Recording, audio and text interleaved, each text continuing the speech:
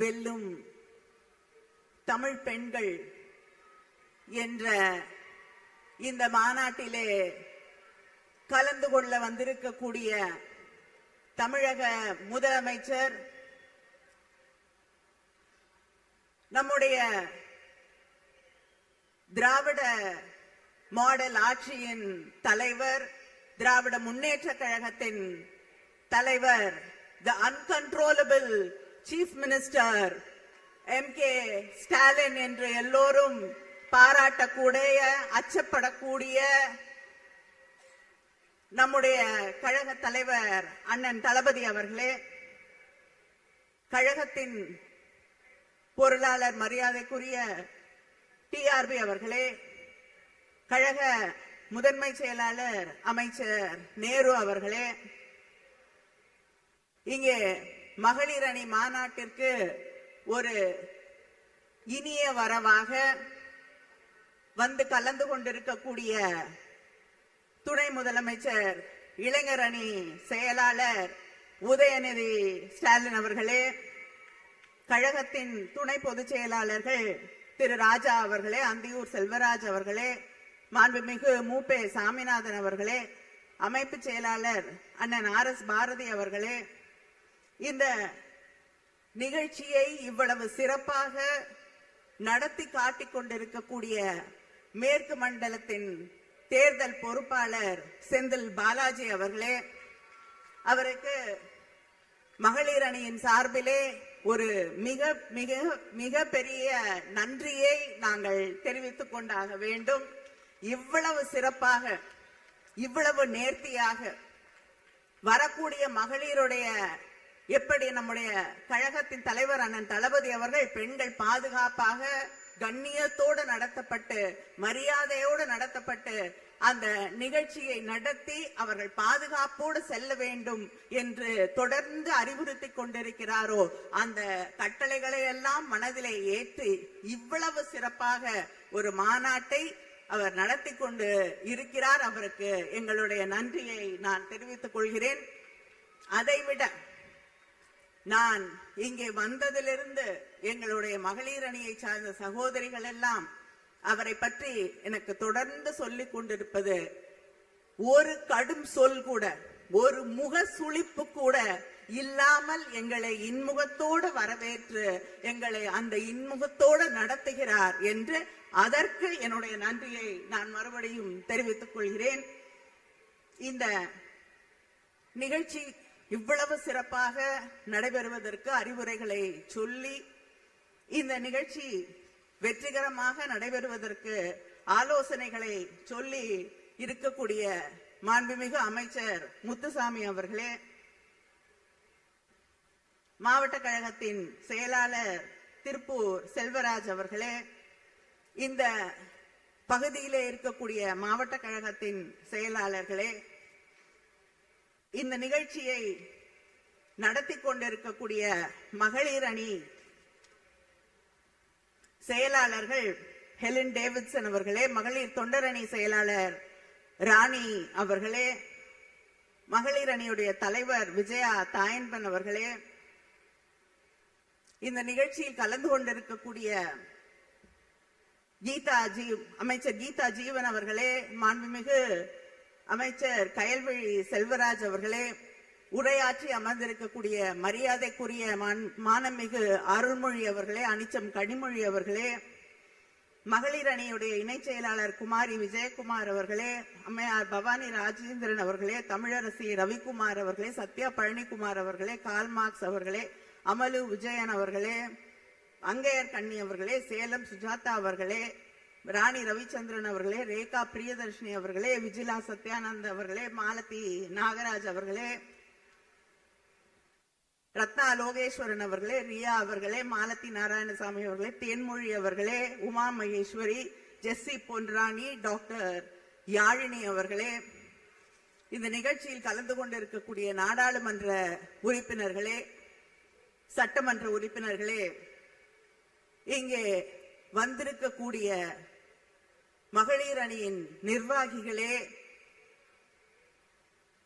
தம்பி என்று சொன்னால் தங்கைகளை விட்டுவிடுவோம் என்ற காரணத்திற்காக, தோழர்களே தோழியரே என்று சொன்னால் உதடு ஒட்டாது என்ற காரணத்திற்காக, உடன்பிறப்பே உடன்பிறப்பே என்று தன் நெஞ்சத்து அன்பையெல்லாம் கொட்டி நம் மீது அன்பை பொழிந்த தலைவர் கலைஞர் அவர்களுடைய அன்பு உடன்பிறப்புகளே, உங்கள் அத்தனை பேருக்கும், என்னுடைய மகளிர் அணி சகோதரிகளுக்கும் என்னுடைய வணக்கத்தை தெரிவித்துக் கொள்கிறேன். தொடுவானம் தோற்றுவிடக்கூடிய அளவிற்கு கண்ணுக்கு எட்டிய தூரமெல்லாம் கருப்பு சிவப்பால் எங்களுடைய கண்களை குளிர்வித்துக் கொண்டிருக்கக்கூடிய என்னுடைய மகளிர் அணியின் சகோதரிகள் அத்தனை பேருக்கும் என்னுடைய வணக்கம், வாழ்த்துக்கள், நன்றியை நான் இந்த மேடையிலே உரித்தாக்கிக் கொள்ள விரும்புகிறேன். வெல்லும் தமிழ் பெண்கள் என்ற இந்த மாநாட்டிற்கு என்ன காரணம் என்று நாம் சிந்தித்து பார்க்க வேண்டும். ஒன்று, நமக்கான ஒரு ஆட்சியை, பெண்களுக்கான ஒரு ஆட்சியை, பெண்களின் எதிர்காலத்தை பெருமைப்படுத்தக்கூடிய ஒரு ஆட்சியை நடத்தி கொண்டிருக்கக்கூடிய நம்முடைய முதலமைச்சர் அண்ணன் தளபதி அவர்களுக்கு நன்றி சொல்லக்கூடிய ஒரு மாநாடு இந்த மாநாடு. அடுத்து, எங்களுடைய ஆட்சி, பெண்களுக்கான ஆட்சி, பெண்களின் ஆட்சி, பெண்களின் எதிர்காலத்திற்கான ஆட்சியை மறுபடியும் தரக்கூடிய நம்முடைய முதலமைச்சர் அவர்களுக்கு உங்கள் பின்னால் நாங்கள் நிற்கிறோம் என்று சொல்லக்கூடிய மாநாடு இந்த மாநாடு. இங்கே இருக்கக்கூடியவர்கள் கேட்கலாம், ஏன் நம்முடைய முதலமைச்சர் அவர்களுக்கு தி கான்ஸ்டிடியூஷன் ஆஃப் இந்தியா, மேடையில் இருக்கக்கூடிய மகளிர் அணி சகோதரிகள் அரசு அமைப்பு சட்டத்தை புத்தக வடிவிலே அவருக்கு வழங்கினோம் பரிசாக, ஏன் என்று நீங்கள் கேட்கலாம். அரசியமைப்பு புத்தகத்தின் முக உரையில் சொல்லப்பட்டிருப்பது we the people, மக்களாகிய நாம். இந்த மேடையிலே மகளிராகிய நாங்கள் உங்களிடம் இந்த நாட்டை, தமிழ்நாட்டை இல்லை, இந்த நாட்டை ஒப்படைத்திருக்கிறோம், இந்த நாட்டின் எதிர்காலத்தை ஒப்படைத்திருக்கிறோம். நம்முடைய அரசமைப்பு சட்டம் நமக்கு தரக்கூடிய செய்தி justice, equality, fraternity and liberty. இதை பாதுகாக்க வேண்டும் என்பதுதான். அந்த நீதி, சுதந்திரம், சமத்துவம், சகோதரத்துவத்தை காப்பாற்றக்கூடிய ஒரே முதலமைச்சர் நம்முடைய முதலமைச்சர் அண்ணன் தளபதி அவர்கள் என்ற நம்பிக்கையை நாம் மட்டும் இல்லை, இந்த நாடே அவர் மீது வைத்திருக்கிறது. அதனால்தான் பத்திரமாக வைத்திருங்கள் அண்ணா என்று அந்த அரசமைப்பு சட்ட புத்தகத்தை உங்கள் கையிலே தந்திருக்கிறோம். இந்த நாட்டை, தமிழ்நாட்டை இல்ல, இந்த நாட்டை பாதுகாக்க வேண்டிய கடமை உங்கள் கைகளில் இருக்கிறது. ஏனென்றால் உங்க குரல் வந்த பிறகுதான் இந்த நாட்டில் உங்களுக்கு பின்னால் தான் ஒவ்வொரு குரலாக அங்கே இருக்கக்கூடிய பாசிச அரசுக்கு எதிராக எழக்கூடிய அத்தனை குரல்களும் உங்களுக்கு பின்னால் அணிதிரக்கூடிய குரல்களாகத்தான் இன்று இருந்து கொண்டிருக்கிறது. அதனால்தான் இந்த நாடு உங்களை நம்பி இருக்கிறது என்பதை நான் திரும்ப திரும்ப திரும்ப இங்கே சொல்லிக்கொள்ள விரும்புகிறேன். இந்த மாநாட்டிலே சில கருத்துக்களை நான் உங்களோடு பகிர்ந்து கொள்ள விரும்புகிறேன். இந்த ஆட்சி மகளிருக்கான ஆட்சி என்று நாம் சொல்கிறோம். கலைஞர் மகளிர் உரிமை தொகை இன்று 1,30,00,000 சகோதரிகளுக்கு, தமிழ்நாடு முழுவதும் இருக்கக்கூடிய சகோதரிகளுக்கு தரப்படுகிறது. நம்மளை பார்த்து நிறைய பேர் கேட்கிறாங்க, தேர்தல் நேரத்துல வாக்குறுதி கொடுத்தீங்களே நிறைவேற்றினீங்களான்னு. இந்த 1,30,00,000 சகோதரிகள் சொல்லுவார்கள், நாங்கள் கொடுத்த வாக்குறுதியை நிறைவேற்றி இருக்கிறோம் என்பதை பறைசாற்றக்கூடியவர்கள் அவர்கள். அதே போல புதுமை பெண் திட்டம், கல்லூரிக்கு போகக்கூடிய சாதாரண சாமானிய குடும்பங்கள்ல இருந்து வரக்கூடிய பெண்களுக்கு கல்வி தடைபடக்கூடாது என்பதற்காக மாதம் 1000 ரூபாய் வழங்கக்கூடிய புதுமை பெண் திட்டம், விடியல் பயணம். பெருமையோடு சொல்கிறேன், 47% உழைக்கக்கூடிய, வேலைக்கு போகக்கூடிய பெண்கள் இருக்கக்கூடிய மாநிலம் தமிழ்நாடு. வேற எந்த மாநிலத்திலும் அதற்கான வாய்ப்புகள் உருவாக்கப்படவில்லை. நமக்கு 47% பேர் இருக்கோம்னா அதற்கு காரணம் அதற்கான வாய்ப்புகள், கல்வி, அடிப்படை கல்வி வழங்கப்பட்டது, கல்லூரிக்கு போகக்கூடிய வாய்ப்புகள் உருவாக்கி தரப்பட்டது. ஒரு பாதுகாப்பான மாநிலமாக இந்த மாநிலம் இருக்கக்கூடிய ஒரே காரணத்தாலதான் 47% இந்தியாவிலேயே அதிகமாக உழைக்கக்கூடிய, வேலைக்கு போகக்கூடிய பெண்கள் இருப்பது தமிழ்நாடு. இந்த பகுதி கோவை, கரூர், ஈரோடு, திருப்பூர், நீலகிரி, நாமக்கல், இங்க புத்தொழில் ஸ்டார்ட் அப்ஸ் கிட்டத்தட்ட 2282 பேர் புதிதாக ஸ்டார்ட் அப்ஸ் துவங்கி இருக்காங்க. ஆண்கள் வருத்தப்படக்கூடாது. அதில் 56% பெண்கள். அதை உறுதி செய்த ஆட்சி திராவிட முன்னேற்ற கழக ஆட்சி. அதே போல தமிழ்நாடுல கல்வி இல்ல, கல்வி வளர்ச்சி இல்லைங்கிறாங்க. உயர்கல்விக்கு போகக்கூடிய பெண்களுடைய சதவிகிதம் இந்தியாவில் 28%. ஆனா தமிழ்நாட்டில் உயர்கல்விக்கு போகக்கூடிய பெண்களுடைய சதவிகிதம் 48. நேஷனல் ஆவரேஜை விட நம்ம 20% தான் அதிகமா இருக்கும். இது வளர்ந்த நாடுகளுக்கு இணையான ஒரு சதவிகிதம்.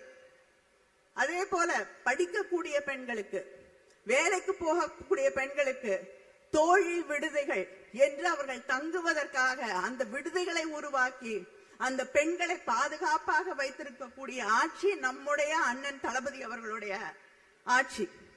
ஆனா எதிர்கட்சிகள் உதயநிதி பேசும் பொழுது சொன்னாரே, எதிரிலே இருக்கக்கூடிய சங்கி கூட்டம், அடிமைகள் கூட்டம் என்று. அவங்க இன்னைக்கு தமிழ்நாட்டை பார்த்து, நம்முடைய ஆட்சி திராவிட முன்னேற்ற கழக ஆட்சியை பார்த்து பெண்களுக்கு பாதுகாப்பே இல்லை என்று ஒரு கருத்தை சொல்லிக் கொண்டிருக்கிறார்கள். நான் 2 உதாரணத்தை மட்டும் சொல்ல விரும்புகிறேன். பொள்ளாச்சி அதிமுக ஆட்சியிலே, பொள்ளாச்சியிலே நடைபெற்ற பெண்களுக்கு எதிராக நடந்த குற்றங்கள், வன்முறைகள் என்னன்னு நம்ம அத்தனை பேருக்கும் தெரியும். திராவிட முன்னேற்ற கழகம் அண்ணன் தளபதி அவர்களுடைய ஆணைக்கிணங்க அங்கே நாம் மகளிர் அணி அந்த போராட்டத்தை கையிலே எடுத்து அந்த போராட்டத்துக்கு போக கூட விடல. சாலையிலே அமர்ந்து எங்களை போராட்டத்துக்கு போக விடலன்னா நாங்கள் மறியல் செய்வோம் என்று சொன்ன பிறகு, அங்கே அமர்ந்த பிறகுதான் போராட்ட களத்திற்கே போக விட்டாங்க. அங்கே பாதிக்கப்பட்டு போலீஸ் ஸ்டேஷன்ல கம்ப்ளைண்ட் கொடுத்த பெண் எத்தனை அச்சுறுத்தல்களுக்கு ஆளானார்கள். அந்த குடும்பத்தில் இருக்கக்கூடியவர்கள் எல்லாம் தாக்கப்பட்டார்கள். எடப்பாடி பழனிசாமி அவர்களுடைய ஆட்சியிலே பிறகு நம்முடைய போராட்டத்திற்கு பிறகுதான் அந்த பெண்களுக்கு நியாயம் கிடைக்கக்கூடிய வகையிலே அந்த வழக்கு சிபிஐக்கு வழங்கப்பட்டது. நம்முடைய ஆட்சியிலே அந்த பெண்களுக்கு ஒரு நியாயம் கிடைத்திருக்கிறது. நம்மை பார்த்து பேசுகிறார்கள் பிஜேபியை சேர்ந்தவர்கள். 2017 உத்தரப்பிரதேசத்துல உனாவோல 17 வயது ஆன ஒரு சிறுமி குல்தீப் சிங் செங்கார் என்ற ஒரு சட்டமன்ற உறுப்பினரால், அவருடைய ரவுடிகளால் அந்த பெண் பாலியல் வன்முறைக்கு ஆளாக்கப்படுகிறார். அந்த குற்றத்தை செய்த ஒருவர் சமீபத்தில் நீண்ட நாள் போராட்டத்திற்கு பிறகு ஒரு நியாயம் கிடைக்கிறது. நாடு முழுவதும் பற்றி எரிந்த பிறகு அந்த பெண்ணுக்கு ஒரு நியாயம் கிடைக்கிறது. அந்த சிறுமிக்கு சமீபத்திலே அவருக்கு பெயில் வழங்கி இருக்கிறது டெல்லியில் இருக்கக்கூடிய நீதிமன்றம். அதை எதிர்த்து போராடக்கூடிய அந்த பெண்ணுக்கு, அந்த குடும்பத்திற்கு எதிராக போலீஸ் அங்கே களமிறக்கப்படுகிறது. தெருக்களிலே அவர்கள், டெல்லியின் தெருக்களிலே இழுத்து வரப்படுகிறார்கள். இது பிஜேபி பெண்களுக்கு பாதுகாப்பு வழங்கக்கூடிய லட்சணம் இதுதான். ஆனால் கோவையிலே ஒரு பெண்ணுக்கு எதிரான ஒரு சம்பவம் நடக்கிறது. 30 நாள்ல சார்ஜ் ஷீட் போடணும்னு சொன்னது நம்முடைய முதலமைச்சர் அண்ணன் தளபதி அவர்கள். 30 நாள்ல சார்ஜ் ஷீட் நீதிமன்றத்திலே வழங்கப்பட்டது. அந்த பெண்ணுக்கு நியாயம் கிடைப்பதற்கு நம்மோடு நின்று போராடக்கூடிய ஒரு முதலமைச்சர் இருக்கிறார் என்றால், யாரும் கேட்கறதுக்கு முன்னாடி முதல் குரலாக அந்த பெண்ணுக்கு வந்த ஆதரவு குரல் நம்முடைய முதலமைச்சர் அவர்களுடைய குரல். இதுதான் திராவிட முன்னேற்ற கழகத்திற்கும் நமக்கு எதிராக ஒவ்வொரு நாளும் குற்றச்சாட்டுகளை அடுக்கிக் கொண்டே போனால் போதும், ஆட்சியை பிடித்து விடலாம் என்று நினைக்கக்கூடியவர்களுக்கும் இருக்கக்கூடிய வித்தியாசம். நாம் உண்மையிலேயே பெண்களுடைய எதிர்காலம் பாதுகாப்பு பற்றி கவலைப்படக்கூடியவர்கள். பிஜேபி ஆட்சி பொறுப்பிற்கு வருவதற்கு முன்னால் வருஷத்துக்கு 2 கோடி பேருக்கு வேலை வாய்ப்புன்னாங்க. இன்னைக்கு கிராமப்புறங்கள்ல இருக்கக்கூடிய மக்களுடைய 100 நாள் வேலைக்கு கூட உலை வைத்துக் கொண்டிருக்கக்கூடிய ஆட்சி அங்கே நடைபெற்றுக் கொண்டிருக்கக்கூடிய பிஜேபி ஆட்சி. அதுக்கு எதிராக தமிழ்நாட்டில் இருக்கக்கூடிய எதிர்கட்சிகள் என்று எங்களை எல்லாம் சொல்லுங்கள் என்று சொல்லி சொல்லி பெருமைப்பட்டுக் கொண்டிருக்கக்கூடியவர்கள், நமக்கு எதிராக குரலை உயர்த்தி கொண்டிருக்கக்கூடியவர்கள், நமக்கு எதிராக அரசியல் செய்ய வேண்டும் என்று ஆசைப்படக்கூடியவர்கள், அந்த 100 நாள் வேலை திட்டத்தை நிறுத்த துடிக்கக்கூடிய அந்த பிஜேபியை எதிர்த்து ஒரு வார்த்தை பேசியிருக்காங்களா? அதை எதிர்த்து தொடர்ந்து போராடி கொண்டிருக்கக்கூடிய முதலமைச்சர் இயக்கம் திராவிட முன்னேற்ற கழகம் மட்டும்தான். இது தமிழ்நாட்டை மட்டும் பாதிக்கக்கூடியதில்லை, நாடு முழுவதும் இருக்கக்கூடிய கிராமப்புறங்களிலே வசிக்கக்கூடிய மக்களுடைய வாழ்வாதாரத்தை, அவங்களுக்கு கிடைக்கக்கூடிய அந்த அடிப்படை சம்பளத்தை, அந்த ஒரு பொருளாதாரத்திலே அவர்களுக்கு இருக்கக்கூடிய பாதுகாப்பை அழித்தொழிக்கக்கூடிய சட்டம் அங்கே நிறைவேற்றப்பட்டு கொண்டிருக்கிறது. இப்படி மக்களுக்கு எதிராக, பெண்களுக்கு எதிராக தொடர்ந்து செயல்பட்டு கொண்டிருக்கக்கூடிய இந்த நாட்டிலே ஆன்மீகத்தை, இந்த நாட்டிலே மத கலவரத்தை, இந்த நாட்டிலே காழ்ப்புணர்ச்சியை, வெறுப்பை உருவாக்கி அரசியல் செய்து விடலாம் என்று துடித்துக் கொண்டிருக்கக்கூடிய பிஜேபிக்கு சம்மட்டி அடியாக நின்று கொண்டிருக்கக்கூடிய நம்முடைய முதலமைச்சர் அண்ணன் தளபதி அவர்களின் பின்னால் அணிதிரள்வோம். இங்கே இருக்கக்கூடிய பெண்கள் தலை நிமிர்ந்து நிற்கக்கூடியவர்கள்.